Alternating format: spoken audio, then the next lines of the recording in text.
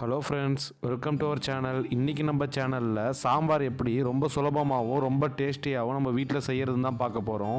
இதை செய்கிறதுக்கு முதல்ல நம்ம துவரம்பருப்பை வேக வச்சு எடுத்துக்கலாம். ஒரு குக்கரில் 1 டம்ளர் அளவுக்கு துவரம்பருப்பை கழுவிட்டு ஆட் பண்ணிக்கோங்க.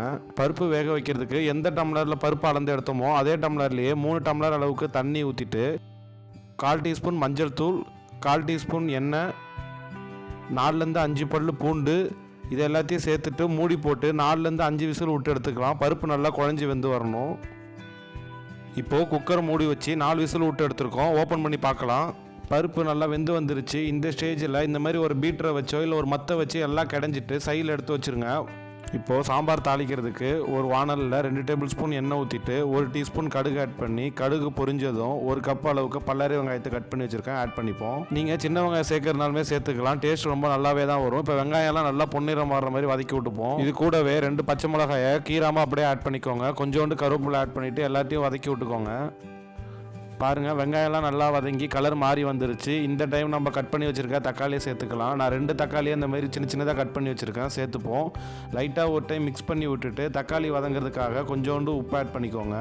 அது கூடவே ஒரு 1/4 டீஸ்பூன் அளவுக்கு பெருங்காயத்தூள் ஆட் பண்ணிவிட்டு எல்லாத்தையும் ஒரு டைம் மிக்ஸ் பண்ணி விட்டுருங்க. தக்காளிலாம் நல்லா குழஞ்சி வெந்து வரட்டும்.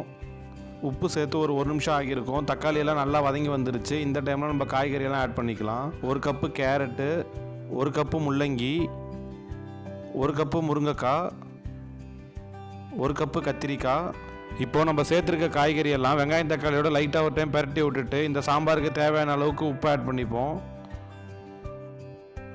உப்பு ஆட் பண்ணிவிட்டு மீடியம் ஃப்ளேம்லேயே ஒரு நிமிஷம் நல்லா வதக்கி விட்டுட்டு குழம்பு மிளகாய் தூள் ஆட் பண்ணிக்கலாம். நான் 4 டேபிள் ஸ்பூன் குழம்பு மிளகாய் தூள் ஆட் பண்ணியிருக்கேன். உங்களுக்கு காரம் அதிகமாக வேணும்னா 5 இல்லைனா 6 டேபிள் ஸ்பூன் ஆட் பண்ணிக்கோங்க. உங்களுக்கு இந்த குழம்பு மிளகாய் தூள் எப்படி அரைக்கணுன்ற வீடியோ வேணும்னா கமெண்ட்டில் சொல்லுங்கள், கண்டிப்பாக போடுறேன். இப்போ எல்லாத்தையும் ஒரு டைம் மிக்ஸ் பண்ணி விட்டுட்டு நம்ம வேக வச்சுருக்க பருப்பு அதில் சேர்த்துக்கலாம்.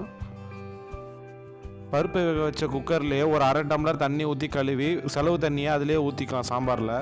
இப்போது எல்லாத்தையும் ஒரு டைம் கலந்து விட்டுட்டு மூடி போட்டு 10 நிமிஷம் அப்படியே வச்சிடலாம். காய்கறியெல்லாம் நல்லா வெந்து வந்துடும். நம்ம ஆட் பண்ணியிருக்க குழம்பு மிளகாத்தூளோட பச்சை வடையெல்லாம் போயிடும்.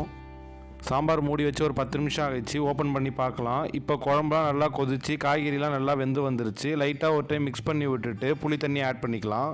நான் இங்கே ஒரு நெல்லிக்காய் சைஸ் புளியை 10 நிமிஷம் ஊற வச்சு கரைச்சி வச்சுருக்கேன். அதை இப்போ சேர்த்துக்கலாம்.